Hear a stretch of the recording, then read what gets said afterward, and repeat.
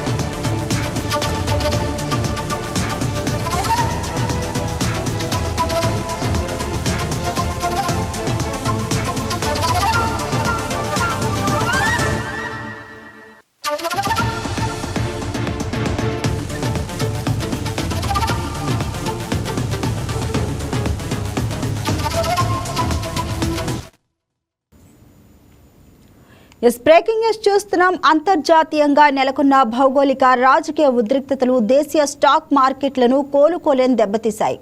America Iran మధ్య రేగిన యుద్ధ వాతావరణం, పశ్చిమాసియాలో ముదురుతున్న సంక్షోభం కారణంగా అంతర్జాతీయ మార్కెట్లతో పాటు భారత మార్కెట్లు తీవ్ర నష్టాల్లో ముగిశాయి. ట్రేడింగ్ ముగిసే సమయానికి బాంబే స్టాక్ ఎక్స్చేంజ్ సూచీ సెన్సెక్స్ ఏకంగా 1677 పాయింట్లకు పైగా కుప్పకూలింది. మరోవైపు నేషనల్ స్టాక్ ఎక్స్చేంజ్ సూచీ నిఫ్టీ 617 పాయింట్లకు పైగా నష్టపోయి ఇన్వెస్టర్ల సంపదను ఆవిరి చేసింది.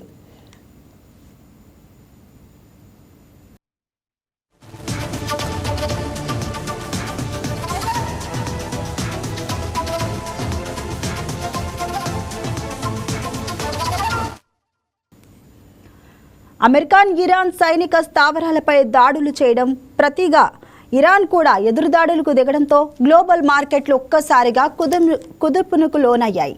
ఆసియా మార్కెట్లతో పాటు ఐరోపా మార్కెట్లు సైతం ఎరుపు రంగులోనే ట్రేడ్ అయ్యాయి.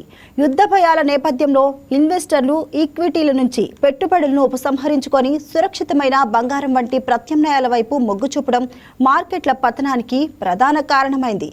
ఇక స్టాక్ మార్కెట్ల పతనంపై మరింత సమాచారం బిజినెస్ అనలిస్ట్ నర్సింగ్రావు అందిస్తారు ఫోన్ ద్వారా.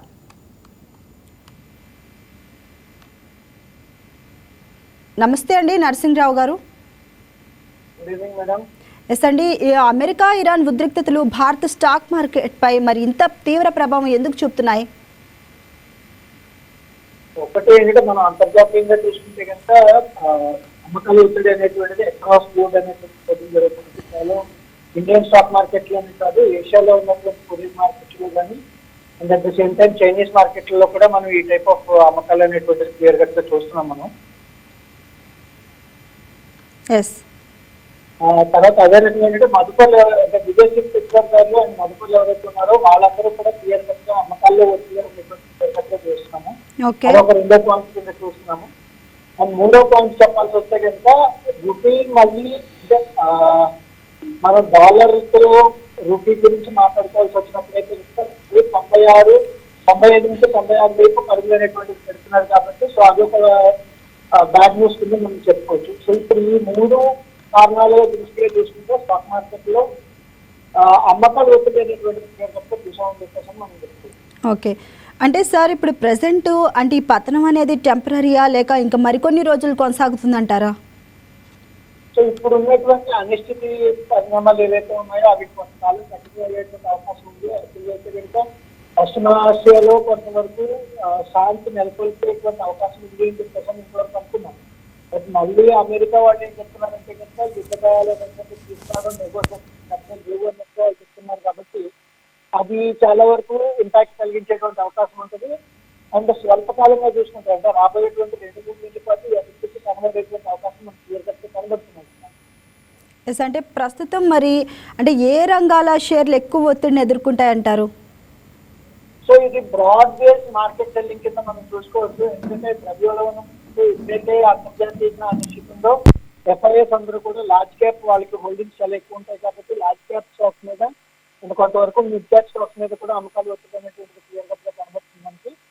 And at the same time చూసుకుంటే కనుక దేశీయంగా ఉండేటువంటి ఇన్ఫ్లేషన్ రిలేటెడ్ స్టాక్స్ అంటే వృద్ధి రేట్లను ఆధారంగా ఉండేటువంటి కంపెనీలు ఏవైతే ఉన్నాయో వాటిలో కూడా కొంత అమ్మకాలు అనేటువంటి చూసేటువంటి అవకాశం ఉంది. ఎస్పెషల్లీ బ్యాంకింగ్ రంగం షేర్లు కావచ్చు, రియల్ ఎస్టేట్ రంగం షేర్లు కావచ్చు, అండ్ ఓవరాల్ గా ఇన్ఫర్మేషన్ టెక్నాలజీ రంగం కూడా కొంతవరకు తీసుకో ఉంది. ఎందుకంటే సుమారు ఆల్మోస్ట్ 30 to 40% ఈ సంవత్సరం నుండి పడ్డం చూసాం కాబట్టి వాటిల్లో కూడా ఇంకొంత అమ్మకాలు ఓకే. అంటే నరసింహరావు అంటే క్రూడ్ ఆయిల్ ధరలు పెరిగితే మరి భారత ఆర్థిక వ్యవస్థపై ఎలాంటి ఇంపాక్ట్ పడే అవకాశం ఉందంటారు? సో అది కొంతవరకు నెగిటివ్, చాలా వరకు నెగిటివ్ అని చెప్పేసి అనుకుంటున్నాను. ఎందుకంటే ఇన్ఫాక్ట్ మనం ఎంసీఎక్స్ ప్రైజెస్ పరంగా చెప్పాల్సి వస్తే కనుక 6,500 రూపాయల వరకు పర్ బ్యారెల్ రేట్ అనేటువంటిది రావడం చూసాం. మళ్ళీ ఈ రోజే 7,200, 7,300 వరకు ముడి చమురు తాలూకా ధర ఏదైతే ఉందో అది రావడం చూసాం. ఎందుకంటే ఇప్పుడు ఎగ్జిట్లో చూసుకుంటే ఆల్మోస్ట్ 4% ర్యాలీ అనేటువంటి చూస్తున్నాం మనం. అంతర్జాతీయ మార్కెట్లలో కూడా క్రూడ్ ఆయిల్ ధర ఆల్మోస్ట్ 72 నుంచి 75 మధ్యలో ఉంది కాబట్టి అది పెరగడం అనేటువంటిది అంత మంచిది కాదు అని చెప్పేసి ఫస్ట్ పాయింట్ కింద చెప్పుకుంటున్నాను.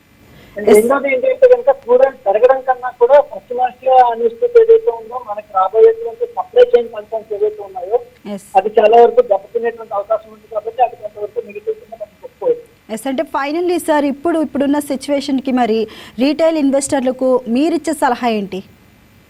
So as a financial planner గా చెప్పాల్సి వస్తే కనుక వాళ్ళకు ఉన్నటువంటి ఎస్ఐపీస్ ని కంటిన్యూ చేయమని చెప్తాము. సో లాంగ్ రన్ లో ఉండేటువంటి ఎస్ఐపీస్ ని వాళ్ళు దృష్టిలో పెట్టుకుంటే కనుక అది గ్రోత్ ఓరియంటెడ్ గా ఉండాల్సింది.